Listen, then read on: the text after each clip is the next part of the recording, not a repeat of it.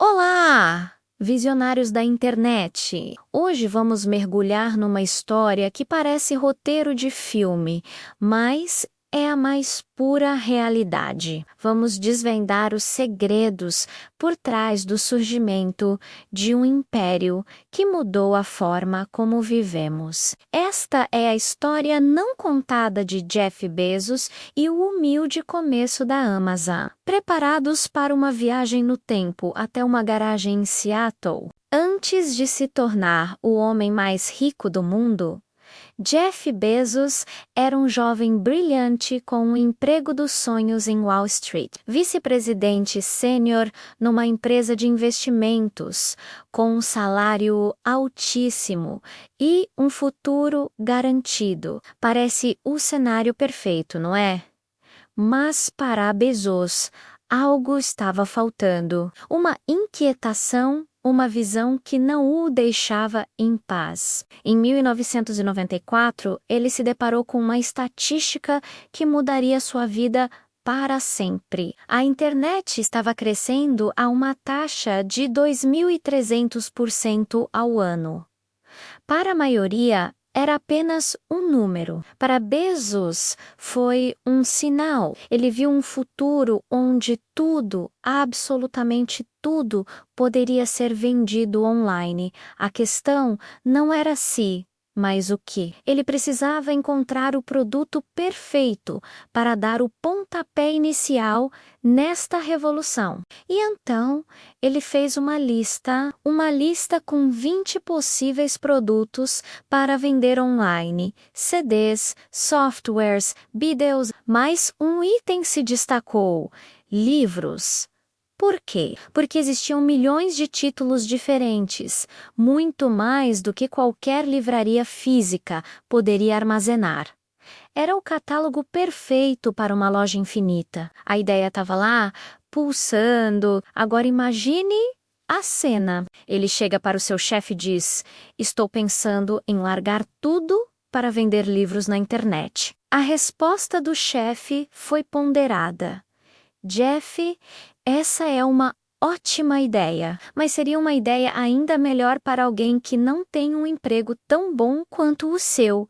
Era a voz da razão, o caminho seguro. Mas Bezos não operava pela lógica convencional. Ele operava pela lógica do arrependimento. Ele se projetou para os seus 80 anos e se perguntou: "Vou me arrepender de não ter tentado isso?" A resposta foi um sonoro sim. Ele sabia que se arrependeria de não ter participado daquela grande aventura chamada internet, mas não se arrependeria se tentasse e falhasse. Com essa mentalidade, a decisão estava tomada.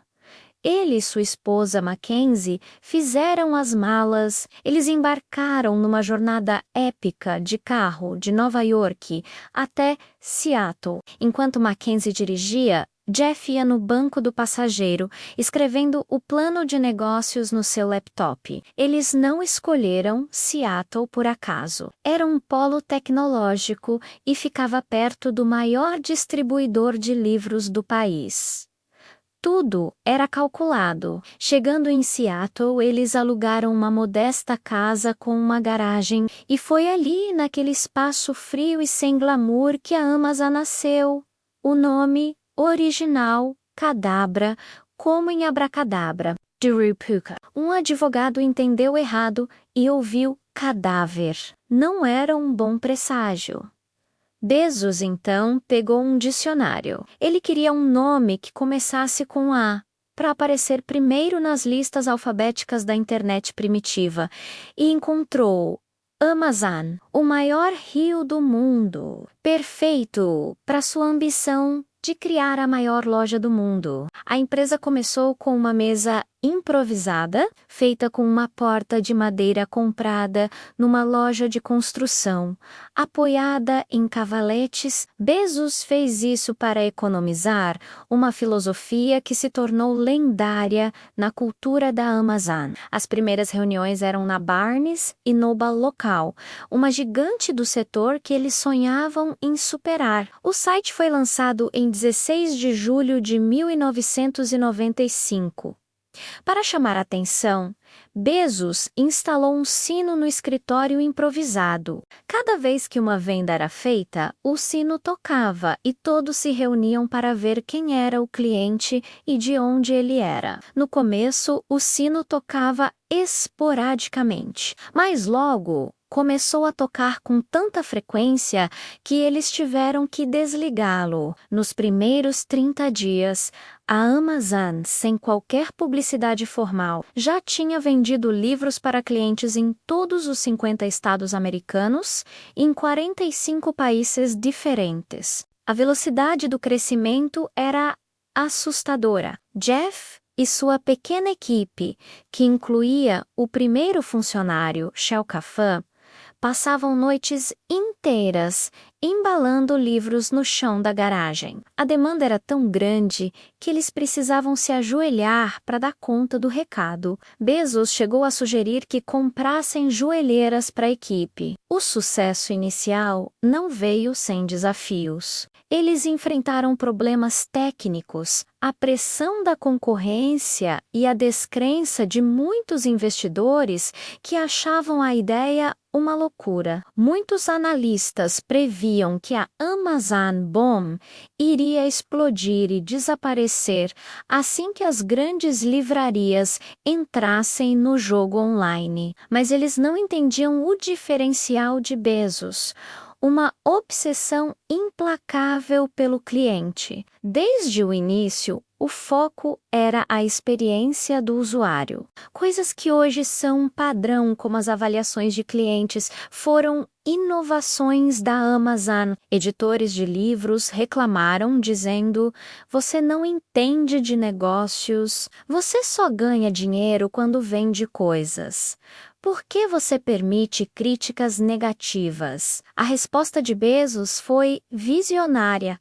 "Nós não ganhamos dinheiro quando vendemos coisas. Ganhamos dinheiro quando ajudamos os clientes a tomar decisões de compra." Essa mentalidade mudou as regras do jogo. Ele reinvestia cada centavo de lucro no crescimento da empresa, na melhoria da tecnologia e na expansão do catálogo. Por anos, a Amazon não deu lucro, para o desespero de Wall Street. Mas Bezos estava jogando um jogo diferente, um jogo de longo prazo. Ele estava construindo a infraestrutura para o futuro do comércio. Daquela garagem, a Amazon se mudou para pequenos escritórios e depois para armazéns gigantescos. De livros, expandiu para música, filmes, eletrônicos e eventualmente para tudo. A garagem não era apenas um local de trabalho, era um símbolo de frugalidade,